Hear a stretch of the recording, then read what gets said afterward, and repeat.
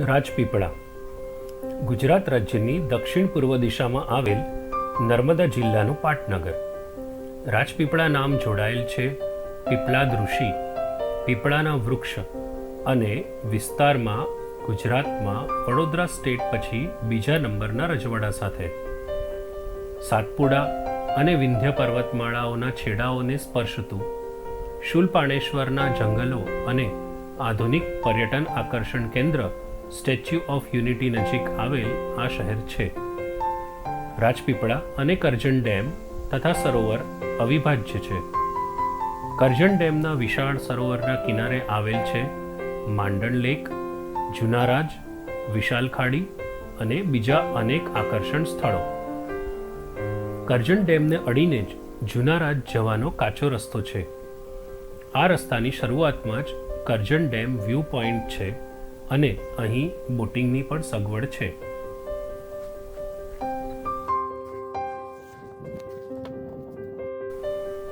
બાજુના જ ગામમાં રહેતા અરવિંદભાઈ તમને પાસેના બેટ આઇલેન્ડ પર લઈ જશે, જ્યાં તમને શહેર અને ધોરીમાર્ગ હાઈવેથી દૂર નીરવ શાંતિનો અનુભવ મળશે.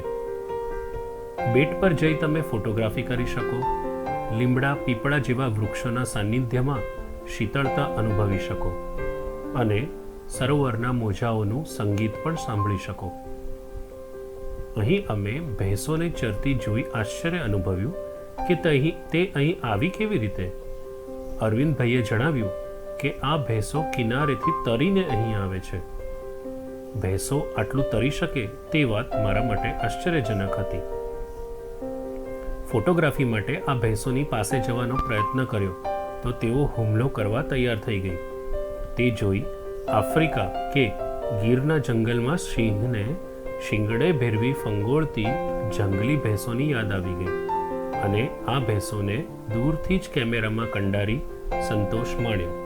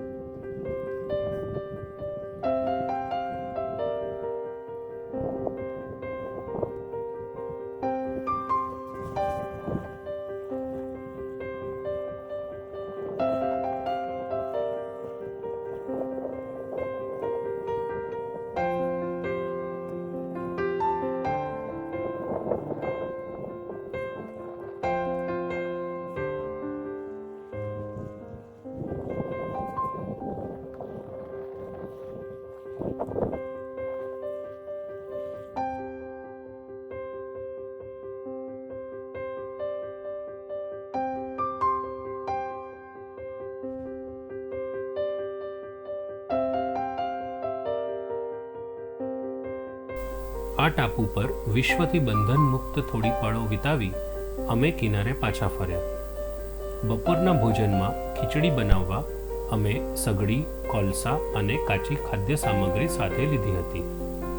આગળ જણાવ્યા મુજબ આ સ્થળથી જુનારાજ જવા માટે પહાડીઓમાંથી સર્પાકારે જતો કાચો રસ્તો છે. જુનારાજ રાજપૂત રાજાઓનું જૂનું પાટનગર હતું અને આજે ત્યાં ફોરેસ્ટ ડિપાર્ટમેન્ટનું સુંદર ઇકો ટુરિઝમ કેમ્પસ છે. જો કે અહીંના કોટેજનો રખરખાવ યોગ્ય ન થતો હોવાથી રાત્રિ નિવાસને લાયક નથી. જુનારાજ જવાના અડધા રસ્તે એક વ્યૂ પોઈન્ટ પર્વતીય ઝરૂખો બનાવેલ છે અને એક પાકી છત્રી બનાવેલ છે. આ સ્થળે જઈ અમે ખીચડી બનાવવાનો અને બપોરનો સમય વિતાવવાનું નક્કી કર્યું.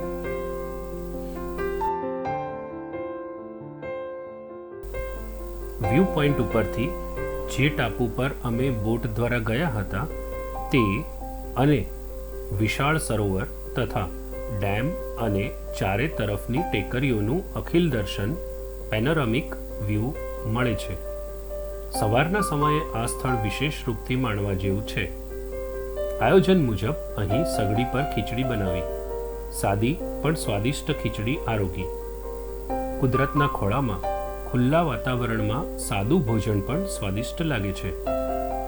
બપોરે થોડો સમય આરામ કરી અને પછી પોઈચા અને દિવેરમઢી નર્મદા નદીમાં સ્નાન કરી રાત સુધી અમે વડોદરા પાછા ફર્યા.